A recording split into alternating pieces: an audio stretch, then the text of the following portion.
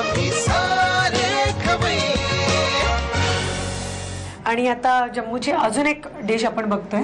तर हा पदार्थ जो आहे त्याचं नाव काय म्हणाला होता तुम्ही? त्याचं नाव भल्ला आणि मुळ्याची चटणी.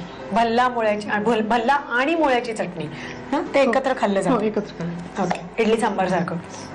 तर मग मला पूर्ण साहित्य सांगा, चटणीचं पण आणि भल्ल्यांचं पण. भिजवून वाटलेली उडदाची डाळ, जाड किसलेला मुळा, आलं पेस्ट, लाल तिखट, हळद, मीठ, लाल मिरची, लसूण आणि कांद्याची चटणी आणि कोथिंबीर बारीक चिरलेली. साहित्य तुम्ही घेताना दोन्हीचं लिहून घेतलं असेलच, पण आता आपण जी सुरुवात केली आहे तर ती ही उडदाच्या डाळीचे भल्ल्याची सुरुवात आहे. ओके, तर आता हे भिजवून डाळ वाटून घेतलेली आहे.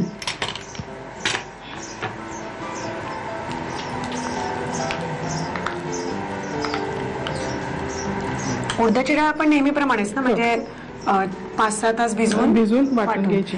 आणि अगदी बारीक वाटलेली आहे, चांगली बारीक वाटलेली. म्हणजे असं भरड वगैरे नाहीये ना. घालू आता याच्यामध्ये सगळे मसाले घालायचे. लाल तिखट, हे बेडगी मिरची, कांदा आणि लसूण तिन्ही चटणी केलेली आहे. अच्छा. आणि जसं तिखट लालपणा येण्यासाठी आणि तिखट मस्त.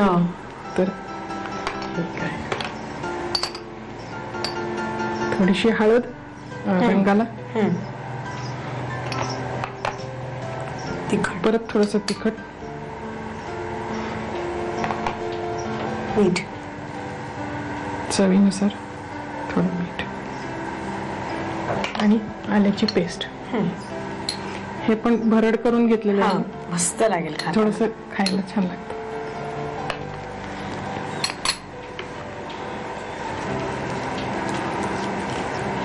पण मग हे परत ठेवायचंय आपल्याला. आता हे डीप फ्राय करायचे ह्याचे वडे.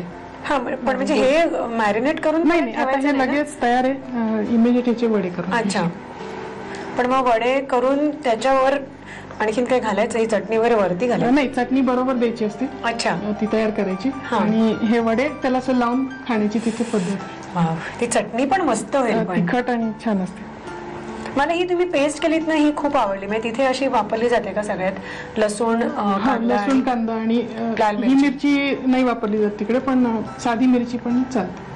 अच्छा, मिरची पावडर म्हणजे मिरची पावडर किंवा मिरच्या, हिरव्या मिरच्या नाही, सुकी मिरची. अच्छा, तर ती वापरायची. मिक्सर मधून अशी चटणी पाणी घालून अशी. आणि मग ती इतर भाज्यांना पण चालेल ना? हो, चालेल. कुठली बटाट्याचा रस्सा वगैरे केला पण करतात रस्स्याला भाजी ना, तर हे छान मस्त फ्लेवर येईल ह्याचा. तेलामध्ये ही जस्ट अशी चटणी जर करून ठेवलेली असेल आणि तेलामध्ये जस्ट तुम्ही परतलीत तर हे गोव्याकडे फिश वगैरे करतात, त्याच्यात चटणी जास्ती वापरली. तिथे पण लावायची आणि लगेच डीप फ्राय करतात फिश. ठीक आहे, आता आपण हे तळायची तयारी करू. मिश्रण तयार आहे आता आणि डीप फ्राय होणार आहेत भल्ले ना. ओके, छोटी छोटी बोंड आपण करतो, असं छोटे मोठे आवडतील तसं साईज. मजा येत असेल ना तिकडे असं बर्फामध्ये बसून गरमागरम भल्ले.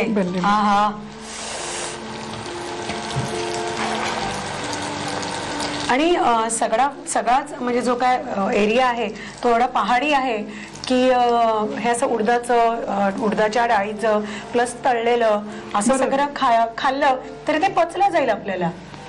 उडदाची डाळ पण जडच असते, पचायला बऱ्यापैकी जड. इथे आपल्याला त्रास होईल ते खाऊन नुसतंच चहा पीठ टीव्हीचे चॅनल बघत बसला तर.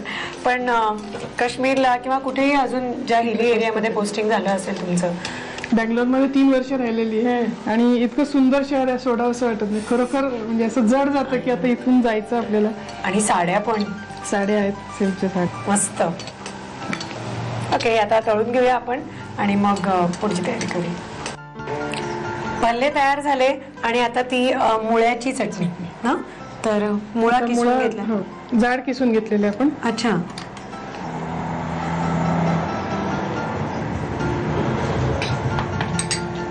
त्याच्यात आवडीनुसार तिखट. तुम्ही ज्या प्रदेशात राहत असाल त्यानुसार तिखट. थोडंसं मीठ, कोथिंबीर बारीक चिरलेली कोथिंबीर झाली रेडी. रेडी.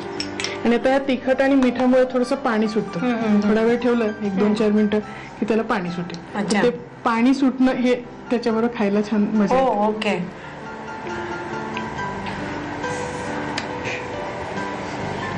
आणि मग ती या भल्ल्याच्या मध्ये ठेवून अशी सर्व करता येईल ना. चटणी पण रेडी. हो आता हो 2-4 मिनिटांनी याला थोडं पाणी हा, सुटतं हा. तेव्हा त्याची खरी मजा हा. येते. ओके. मस्त मस्त. नुसतं पण खूप छान मस्त लागतं, लागणार आहे tasty. खायला नाही. ओके. तर हे आता सर्व करायला पण रेडी झालेलं आहे.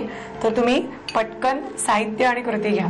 उडदाचे भल्ले आणि मुळ्याची चटणी बनवण्यासाठी लागणारं साहित्य: भिजवून वाटलेली उडदाची डाळ, मुळ्याचा किस, आलं, तिखट, हळद, मीठ, लाल मिरच्या, लसूण आणि कांद्याची चटणी आणि कोथिंबीर.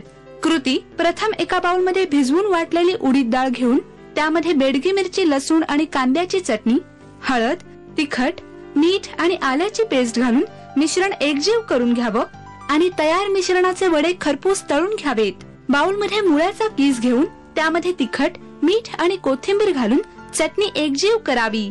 उडदाचे भल्ले मुळ्याच्या चटणी बरोबर सर्व्ह करावेत.